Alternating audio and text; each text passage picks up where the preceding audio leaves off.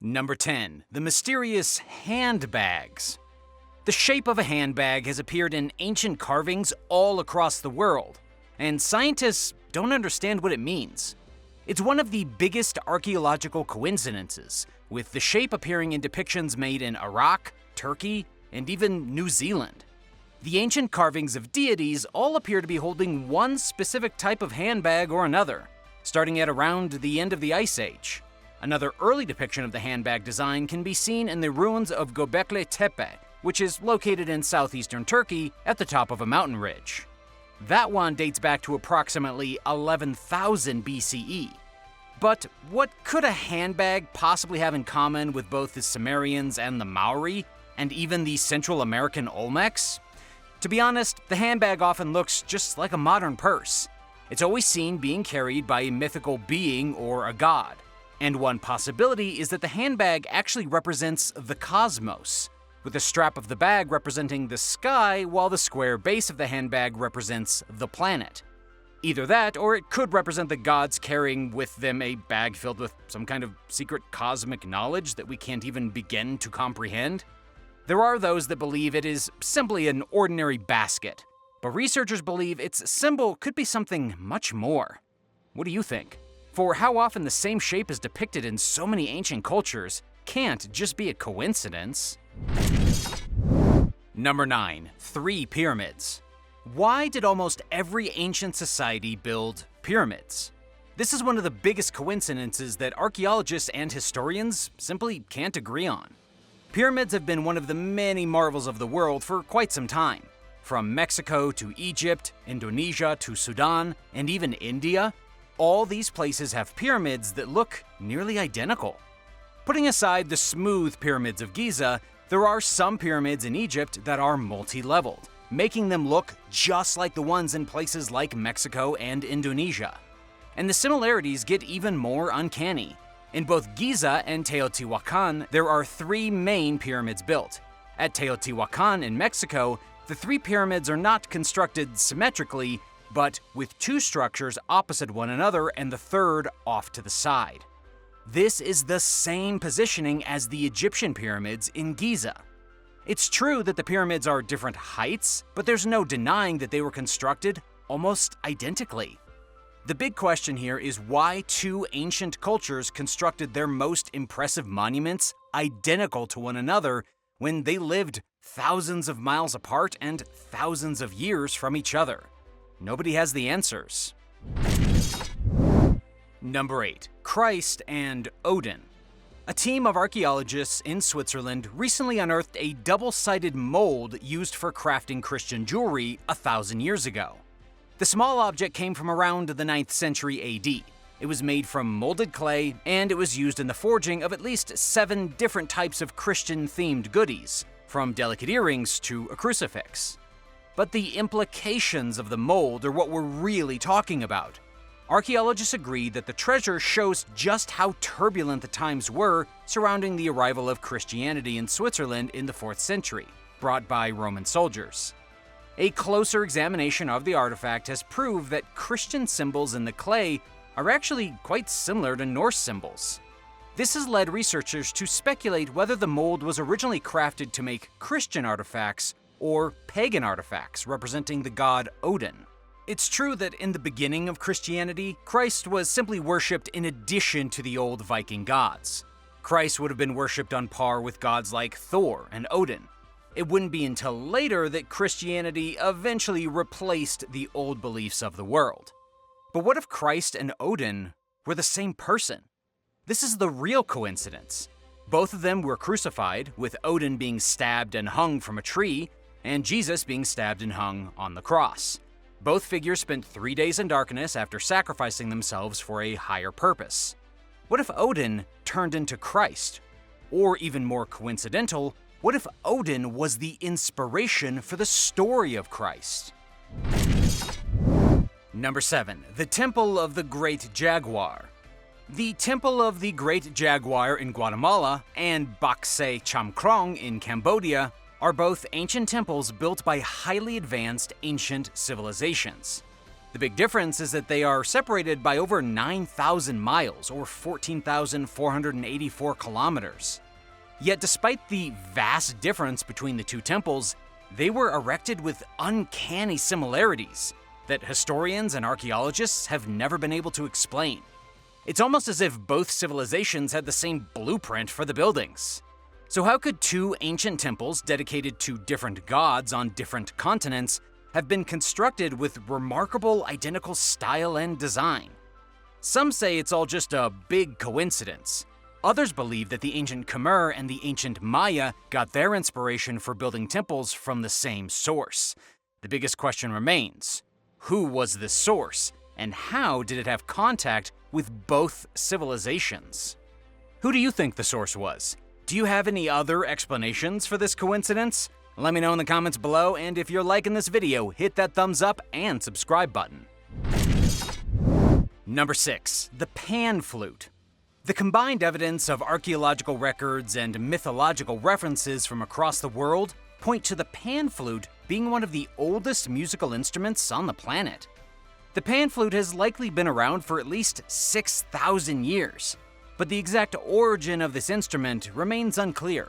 The ancient Greeks were definitely using the Pan Flute in 2500 BCE, and the Roman poet Ovid provides a mysterious clue to this in his poem Metamorphoses.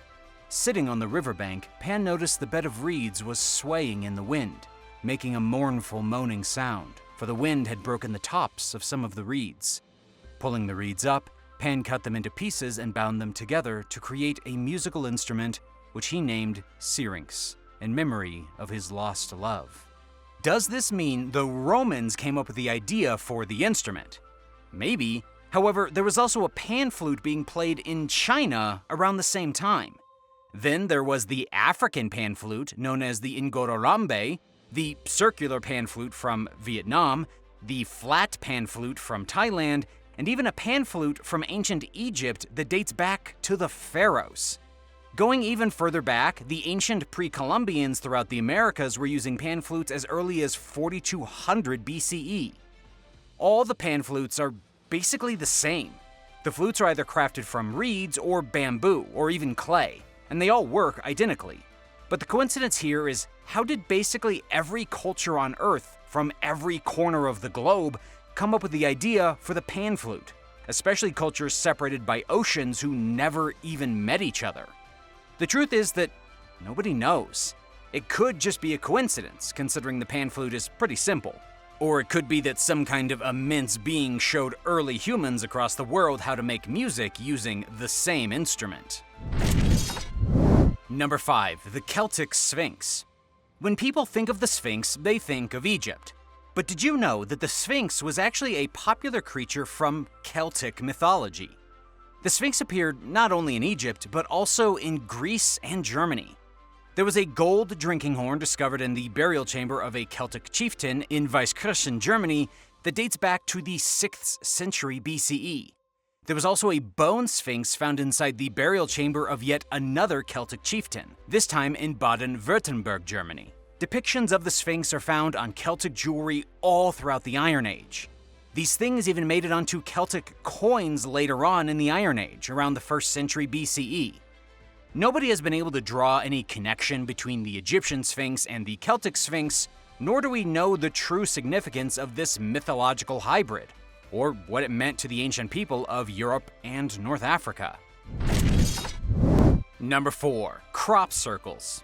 Crop circles have been found all across the planet, making them one of the most widespread coincidences that not a single person can understand.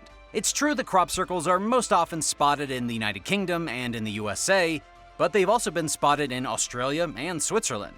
Really, anywhere that crops can be turned into unusual patterns.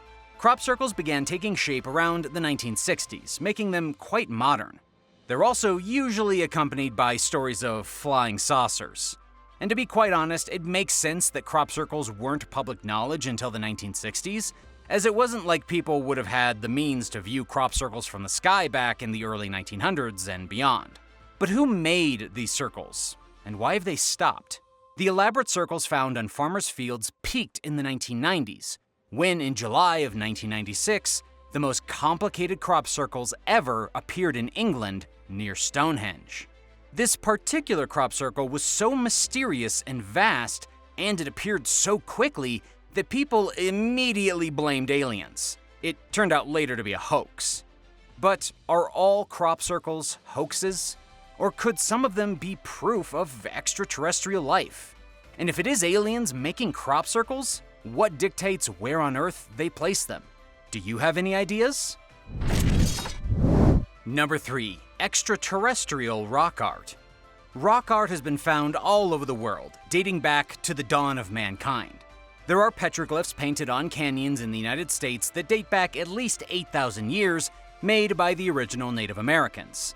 Some of this rock art, specifically the depictions at Sego Canyon, seem to show alien beings, humanoid monsters with huge eyes and oddly shaped bodies. But guess what? They've been found all over the planet, including in Scotland and Egypt. There have even been depictions found in the Sahara Desert that go back to 10,000 BCE and seem to show the same alien creatures drawn in Sego Canyon. The obvious connection here is that prehistoric humans may very well have had contact with an advanced race of extraterrestrials and documented their encounters using rock art. This has never been verified or substantiated, but the coincidental evidence is there plain as day, from the oldest caves in Europe to the oldest rock art found in South America. Number 2. Cranial deformations. Humans have a history of artificial cranial modification, going back 10,000 years. Researchers in eastern France discovered the skull of an aristocrat from 1600 years ago with heavy modification done to her skull. She looked like an alien. These same skulls have been found in Mexico, Peru, and even places like Iran and Turkey. There are honestly too many cultures to name that have practiced cranial deformation. Like I said in the beginning, it's been going on for 10,000 years. The question is, why? Why did so many ancient people try to elongate their heads, either by using wooden planks or tightly bound fabrics? Were they trying to mimic a race of beings who naturally had elongated skulls? There really is no other explanation for why ancient Chinese and ancient Peruvians would have both come up with the idea for this type of body modification. It simply doesn't make sense unless all these different cultures had one specific model they were trying to copy. Perhaps ancient cultures admired extraterrestrial knowledge and thought that by making their head a similar shape, they would somehow advance? Number 1. The Seven Sisters. There has been a story told by our ancestors for the last 100,000 years. It looks slightly different depending on which culture we're talking about, but it really is the same story. In Greek mythology, the story is of the 7 daughters of Atlas. In Aboriginal groups across Australia, it's a story of 7 young girls and has to do with sacred women's ceremonies. The story is told in Europe, Africa, Asia, North America, and South America. In each story, there are 7 sisters, 7 wives, 7 daughters, or otherwise 7 female something. The one thing that stays the same is that there are always 7, and they are always female. The story is based on the stars, specifically a cluster of stars known as the Pleiades. They're located near the constellation Orion.